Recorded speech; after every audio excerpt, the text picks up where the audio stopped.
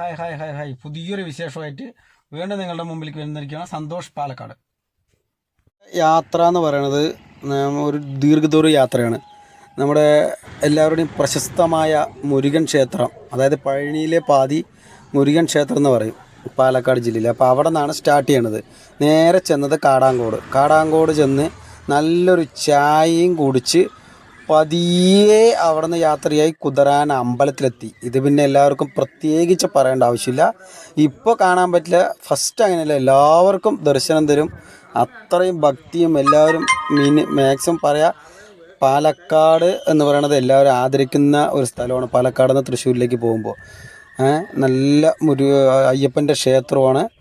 അപ്പോൾ അവിടെ അതിമനോഹരമായ കാഴ്ചയൊക്കെ കണ്ട് നേരെ അവിടെ നിന്ന് ചെന്നത് ഫുൾ ടാങ്ക് ഡീസൽ ഒന്നും നോക്കിയില്ല. കാരണം ദീർഘദൂര യാത്രയായതുകൊണ്ട് ചുരുക്കി അടിക്കാൻ നമ്മൾ ഉദ്ദേശിക്കുന്ന ഫുൾ ടാങ്കിലായിരുന്നു പരിപാടി. അപ്പോൾ പിന്നെ അതിൻ്റെ ഒരു ടെൻഷനില്ല, അതവിടെ കഴിഞ്ഞില്ല. നേരെ ചെന്നത് നമ്മുടെ വാവര് പള്ളിയിലാണ്.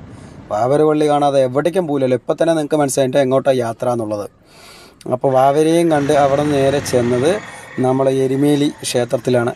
അപ്പോൾ അവിടെ ചെന്ന് പേട്ടയൊക്കെ തുള്ളി അത് അന്നദാനമൊക്കെ ഉണ്ടായിരുന്നു കേട്ടോ, അതൊക്കെ മേടിച്ച് കഴിച്ചു.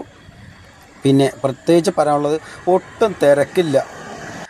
അത് ഇവിടെ തന്നെ എരുമേലി നമുക്ക് തന്നെ മനസ്സിലായി തിരക്കില്ല എന്നുള്ളത്. പിന്നെ ഒന്നും നോക്കില്ല, അവിടെ നിന്ന് വണ്ടി എടുത്ത് നേരെ ചെന്നത് പമ്പ.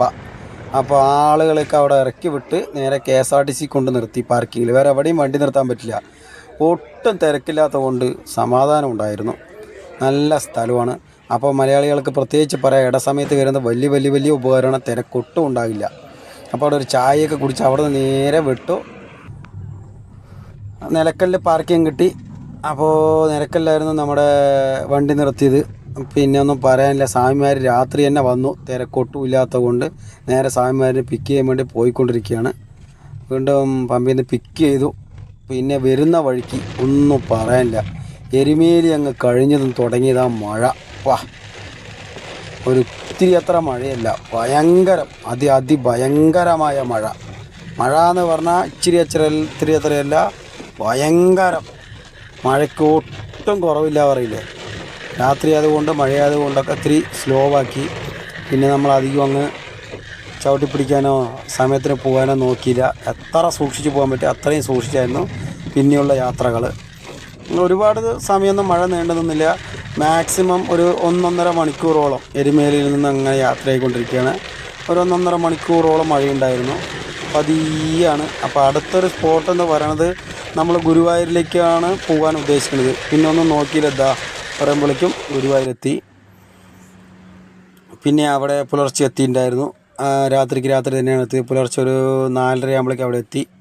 പിന്നെ അവിടെ നമുക്കറിയാമല്ലോ, മറ്റുള്ള വീഡിയോകളൊന്നും അലൗഡല്ല. അപ്പോൾ അതൊന്നും എടുക്കാൻ നിന്നില്ല. പിന്നെ ഉറക്ക ക്ഷീണമൊക്കെ ഉള്ളതുകൊണ്ട് പിന്നെ നമ്മുടെ സ്വാമിമാർ അവിടെ തൊഴുതാൻ പോയിരിക്കുകയായിരുന്നു ഗുരുവായൂർ ക്ഷേത്രത്തിൽ.